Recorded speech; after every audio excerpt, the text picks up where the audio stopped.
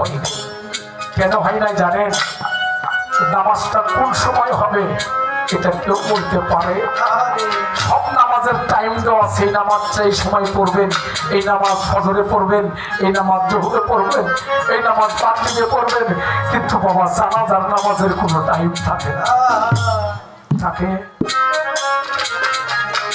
সন্তানকে বলাচ্ছে আজান হয়েছে, 10 মিনিট পরেও চলে যাইতে, 10 বছর পরেও যেতে, 100 বছর পরেও যেতে।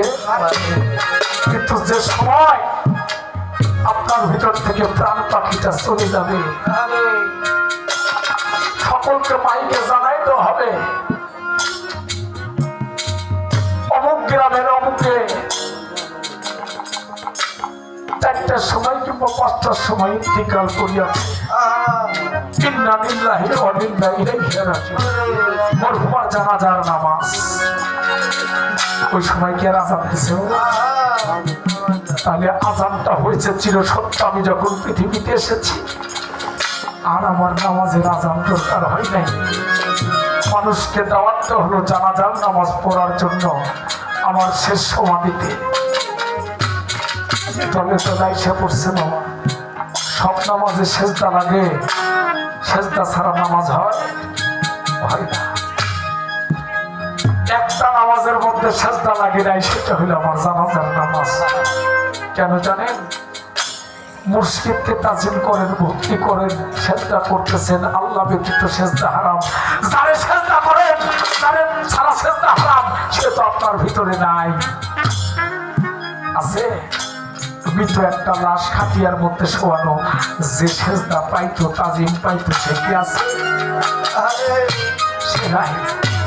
আমার দাদা ভাই বলছে মাথা নিচা করলে যদি সেজদা হইতো তাহলে কতজন কর্ম করে, এরা ধান কাটে, ধান লাগায়, তাকে তো সেজদা হইতো। পাগল, আল্লাহর সৃষ্টিতে গাছ বৃক্ষ তরুলতা 18,000 মাতৃকা, একমাত্র মানুষ ব্যতীত সবকিছুই সেজদারত।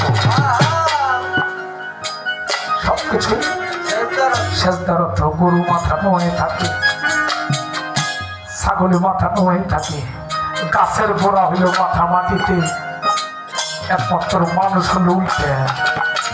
এই জন্যই মানুষের হিসাব হবে বাবা, যে সেজদা করে না আপনার সেজদার হিসাব তাই নিবে। বাবা যখন প্রাণ পাখিটা চলে যাবে রে, আজকে আমার প্রত্যেক মানুষগুলা দেখে ভালো লাগতেছে, কিন্তু কে জানি মনের মধ্যে একটা আঘাত পাইতেছি। শোনেন, সর্বপ্রথম 3টা প্রশ্নের মুখে পড়তে হবে। আপনি যত বড় এমপি হন, যত বড় প্রেসিডেন্ট হন, যত বড় ক্ষমতা থাক না কেন, এই পৃথিবীতে আপনার দুনিয়ার ক্ষমতাটা ওই জায়গার মধ্যে আধা পয়সার মূল্য নাই, সেটা হলো কবরে। আছে আছে বাবা। আমার দাদা আবার কইতে পারে তুমি শরীয়তের গান করে এখানে কোথাও কাউকে পাগল জানগা, যেটা সত্য এটা কই। বাবা কবরের মধ্যে যখন নামাইয়া জানাজা শেষ করে কবরে দেখে দলিলে কয় সকলে চলে যাবে, 40 কদম সরে গেলে 2টা ফেরেশতা আসবে। কয়জন? যার যার মতো ভাই বেরাদার, আত্মীয় স্বজন, আপনজন, কেউ কারো না দুঃখের দুঃখী।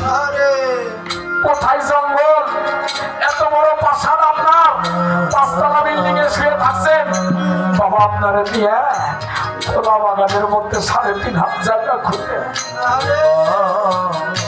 একটা মাটির ঘর বানাইয়া, এত অর্থ সম্পদ চাইলে না পয়সা আপনার নিতে পারবেন, ওই কবরের মধ্যে নামাইয়া যার যার মতো চলে আসলো। কেউ আর খবর নিতে যায় না। মন্ত্রীরা ডেকে এসে জিজ্ঞাসা করে, মান্ডা বোকা, তোর রবকে? বাবা আমি তো বলুম সেদিন, আল্লাহ বলুম না। আচ্ছা আল্লাহ যদি কয় ওরা আমি চিনি না, উপায় কি হবে? আল্লাহ যদি বলে আমি ওরা চিনি না, তাহলে প্রথম প্রশ্নে পরীক্ষায় ফেল, আর ফেল করলে মাস্টারে নাম্বার দিব না। দ্বিতীয় প্রশ্নটা করছে অমান দিনুকা, তোমার দিন কি? যদি ইসলাম ধর্মের মানুষের দায়িত্ব জিজ্ঞাসা হবে, আমি তো বললাম ইসলাম, কিন্তু কোনো কর্ম করি নাই, হবে? হবে না।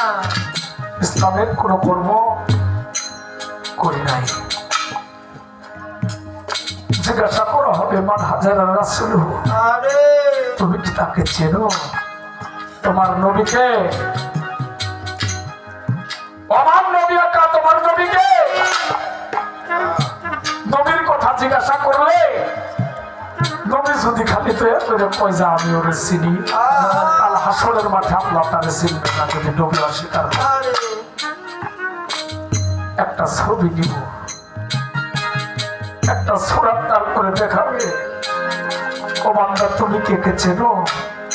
যেটা তোমার রাসূল মান হাজারা রাসূল, তার সাথে যদি সম্পর্ক না থাকে তাহলে কাল হাসরের মাঠে পারি পাওয়া। আমার রাবি অবস্থা বলছিল, ও ফেরেশতা তোমরা যে আমার কাছে জিজ্ঞাসা করো মান্ডা পুকা তোর রবকে, আমার না জিগে তুমি রব রে জিগাও না। রাবিয়া নামের একটা দাসী আছে তোমার, তুমি তারা চিনো? আরে ও ফেরেশতা আমি তো বললাম আজকে আমার বিপদের দিন, ভোর বিধানে পয়লা বলো যে আমার রব হইল আল্লাহ, কিন্তু আমার আল্লাহ আমার যদি দাসী হইলে গ্রহণ না করে কই যাবো? ফেরেশতারা কয় জীবনে তেমন জবাব শুনি নাই রে।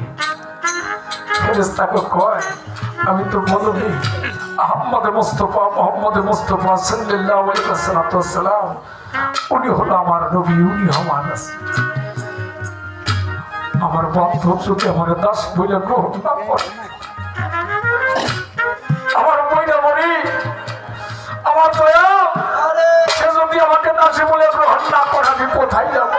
আরে বাবা এই জন্য চিনা শোনার একটা ব্যাপার আছে গো। সে নবী এই চিনা শোনা না থাকলে কাল হাসরের মাঠ পর্যন্ত কাঁদলে কোনো কাম হইব। আর এই ধরা ধামে যারা নবীর মহব্বতে দুই চোখের পানি ফেলে তখন দরিদ পরে কিয়াত করে কাল হাসরের মাঠে আল্লাহ কয় ওই আশিকের চোখের পানি আমি নষ্ট হতে দেই না, দেব না। কয়দিন কেঁদেছি নবীর জন্য, কয়দিন নবীর মহব্বতে দুই চোখের পানি ঝরল বাবা। অথচ নবীজি কিন্তু আজীবনী মদিনায় শুয়ে শুয়ে দলিলে কয় মদিনায় শুয়ে শুয়ে এই পাপী উম্মতের জন্য কাঁদে ইয়া হামলি উম্মতি বলে। কারণ ধরা ধামে যারা নবীর মহব্বতে কাঁদে দুই চোখের পানি ফেলে আল্লাহর হাবিব মদিনায় তাদের জন্য চুপ করে থাকতে পারে না। সর্বক্ষণ সেই হাবিবের সেই উম্মতের জন্য নবীজি কাঁদে। কাল হাসরে সমস্ত নবী আসবে, আমার নবী যখন আসবেন ওনার শরীরের মধ্যে কাদা, পোশাকটা চকচকা, যিনি দুধারের বাদশা তার শরীরের মধ্যে কাদা ময়লা, চোখের মধ্যেই পাশ দিয়ে ঘাও দেখা যায়। ও বাবা জিজ্ঞাসা করা হবে হুজুর আপনি হলো দুধারের বাদশা, আপনার শরীরের মধ্যে কাদা কেন? উম্মতের জন্য কাঁদতে কাঁদতে যার কোমরের মধ্যে কাদা হয় চোখের পানিতে, আমরা কেমন উম্মত বাবা তার জন্য কয়েকদিন চোখের পানি ফেলেছি। উম্মতের জন্য কাঁদতে কাঁদতে যার চোখের মধ্যে ঘাও হয়ে যায়, আমরা সেই নবীর জন্য কয়েকদিন কেঁদেছি। নবী কি আমাদের সামায়াত করবে? নবীর মহব্বতটা যদি না থাকে নবী সামায়াত করবে না। তাই মহাজন বলেছে